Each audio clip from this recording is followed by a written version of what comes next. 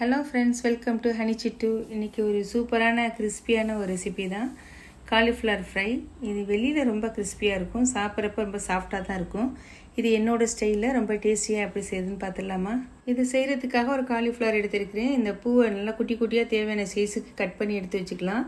ஒரு பாத்திரத்தில் தண்ணியை நல்லா கொதிக்க வச்சுட்டு அந்த கொதி தண்ணியில் 1/4 டீஸ்பூன் மஞ்சள் தூள் சேர்த்துட்டு ஏற்கனவே கட் பண்ணி வச்சுருக்கோம்ல அந்த காலிஃப்ளவரையும் சேர்த்துடலாம். சேர்த்துட்டு ஒரு 10 நிமிஷம் அப்படியே இருக்கட்டும். அதுக்கப்புறம் ஒரு வடிகட்டியில் சேர்த்து இதை அப்படியே வடிகட்டி எடுத்துடலாம். வடிகட்டி ஒரு பக்கமாக அப்படியே இருக்கட்டும்.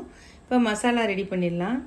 1 டேபிள் ஸ்பூன் கடலை மாவு, 1 டேபிள் ஸ்பூன் மைதா மாவு, அரிசி மாவு 2 table spoon, cornflour 2 table spoon, 1/2 teaspoon மிளகாய்த்தூள், 1 டீஸ்பூன் காஷ்மீரி மிளகாய்த்தூள், 1/2 டீஸ்பூன் மிளகுத்தூள், 1/4 டீஸ்பூன் மஞ்சள் தூள், 1 டீஸ்பூன் இஞ்சி பூண்டு பேஸ்ட்டு, தேவையான அளவுக்கு உப்பு.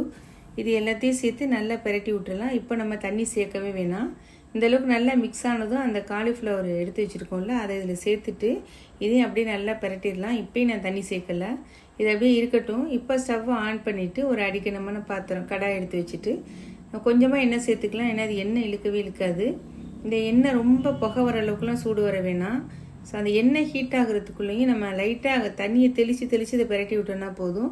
இதுக்கு நான் மொத்தமாகவே ஒரு 2 டேபிள் ஸ்பூன் தான் தண்ணி சேர்த்துருக்கேன். பாருங்கள், இந்த அளவுக்கு மசாலாலாம் அப்படியே இதில் ஒட்டி வந்துடும். இப்போ அதுக்குள்ளே எண்ணெயும் மீடியம் ஹீட் ஆகிடுச்சு. இப்போ இது எல்லாத்தையும் எடுத்து ஒன்றுனா உள்ளே சேர்த்துடலாம். இதை சேர்த்ததுக்கப்புறம் 1 நிமிஷம் வரைக்கும் நம்ம இது திருப்பியே விட வேணாம், அப்படியே இருக்கட்டும். 1 நிமிஷம் கழித்து நம்ம பிரட்டி விட்டுக்கலாம். பாருங்கள், பார்க்குறதுக்கு எவ்வளோ கிறிஸ்பியாக இருக்குது. சாப்பிடும்போதும் அப்படி தான் இருக்கும், கிறிஸ்பியாக இருக்கும், டேஸ்டியாகவும் இருக்கும். இதை அப்படியே பிளேட்டுக்கு மாற்றிட்டு இதே போல் மீதி இருக்க எல்லா காலிஃப்ளவரையுமே உள்ளுக்குள்ளே சேர்த்துடலாம். சூப்பரான டேஸ்டியான கிறிஸ்பியான காலிஃப்ளவர் கிறிஸ்பி ஃப்ரை ரெடி ஆகிடுச்சு. கண்டிப்பாக நீங்கள் இதை ட்ரை பண்ணி பாருங்கள். மறக்காமல் கமெண்ட் பண்ணுங்கள். உங்கள் ஃப்ரெண்ட்ஸுக்கும் தேவைப்பட்டால் ஷேர் பண்ணிக்கோங்க. நம்ம சேனலை இது வரைக்கும் சப்ஸ்கிரைப் பண்ணலைன்னா சப்ஸ்கிரைப் பண்ணிக்கோங்க. Thank you friends.